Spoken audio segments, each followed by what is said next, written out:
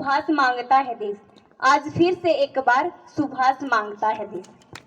इसी के साथ माँ भारती के लाडले पुत्र सुभाष चंद्र जी बोस का जन्म 23 जनवरी 1897 को उड़ीसा राज्य के कटक नगर में हुआ था।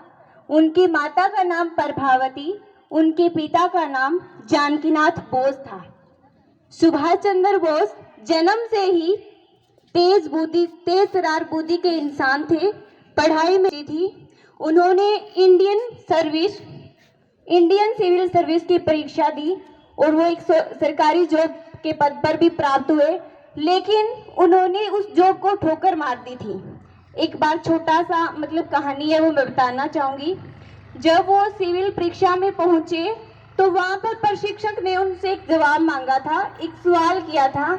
एक रिंग दी यानी अंगूठी। उनसे पूछा, क्या तुम इस अंगूठी के आर पार हो सकते हो? तेज बुद्धि तरार इंसान ने जवाब दिया, जी हाँ बिल्कुल। फिर उनने अंगूठी देते हुए पूछा कि तो ये अंगूठी रखो और आर पार होके दिखाओ मुझे। तो तेज बुद्धि तरार सुभाष चंद्र जी बोस ने पर्ची पर अपना नाम लिखा और उस पर्ची को तोड़ा मरोड़ा घुमाया, अंगूठी के आर पार कर दिया।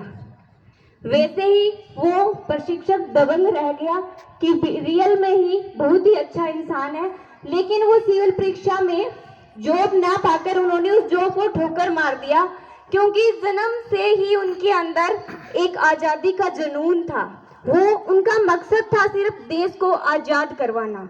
वो जानते थे कि जो भारत माँ है वो गुलामियों की बेड़ियों में जकड़ी हुई है और मुझे उस गुलामियों की बेड़ियों को तोड़ना है।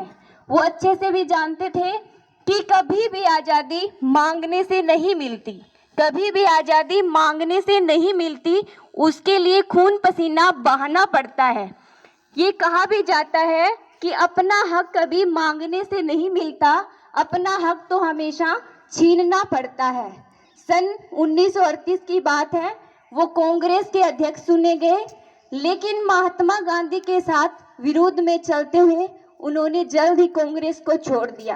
फिर उन्होंने फॉरवर्ड ब्लॉक नामक राजनीतिक पार्टी का गठन किया था और उसी समय अंग्रेजों ने उन्हीं के घर पर नजरबंदी बना दिया था। लेकिन रोम रोम में आज़ादी का जश्न समाया हुआ था। उनके उबलते हुए खून के कारण वो शांत नहीं बैठ पाई। उन्होंने 26 जनवरी 1941